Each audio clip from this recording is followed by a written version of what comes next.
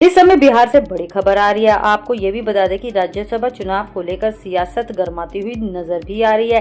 अब 5 सीटों के लिए होने वाले चुनाव में एनडीए ने सभी 5 सीटों पर जीत का दावा कर दिया है और 5 में से एक उपेंद्र कुशवाहा की सीट भी खाली होने जा रही है। अपनी इस सीट से कुशवाहा फिर से आते हैं या नहीं, फिलहाल इस पर अभी तक कोई आधिकारिक प्रतिक्रिया सामने नहीं आई है। लेकिन इस बीच पर यह भी चर्चा है कि कुशवाहा अपनी सीट बचाने के लिए अपनी पार्टी राष्ट्रीय लोक मोर्चा का बीजेपी में विलय भी कर सकते हैं।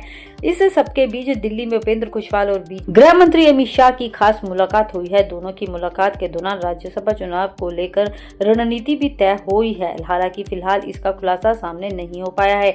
इस मुलाकात के बाद ऐसे भी कयास लगाए जा रहे हैं कि उपेंद्र कुशवाहा अपनी सीट को बरकरार रखने के लिए अपनी पार्टी राष्ट्रीय लोक मोर्चा का बीजेपी में विलय कर सकते हैं। हालांकि आधिकारिक तौर पर इसको लेकर ना ही कुशवाहा की तरफ से कोई प्रतिक्रिया, न ही बीजेपी की तरफ से ना ही कोई बयान सामने आया है और ना ही बीजेपी की तरफ से ही इसको कोई लेकर स्थिति स्पष्ट की जा चुकी है। पटना पहुंचे पत्रकारों द्वारा कुशवाहा से राज्यसभा जा रहे हैं ऐसा सवाल पूछा तो उन्होंने इसे टालते हुए कहा कि देखिए, होली के दिन राजनीति सवाल ना पूछे, होली का दिन है और राजनीति सवाल पूछे जा रहे हैं। राज्यसभा चुनाव को लेकर चुप्पी साधते हुए वे जाकर अपनी गाड़ी में बैठ गए। आपको ये भी बता दें कि राज्यसभा की खाली हो रही बिहार की 5 सीटों पर इसी महीने चुनाव होने तय है और राज्यसभा की 2 सीटें बीजेपी और 2 सीटें जदयू अपनी उम्मीदवार उतारने जा रही। लेकिन सीटों को लेकर दलों के बीच में खींचातान भी देखने को मिल रही है।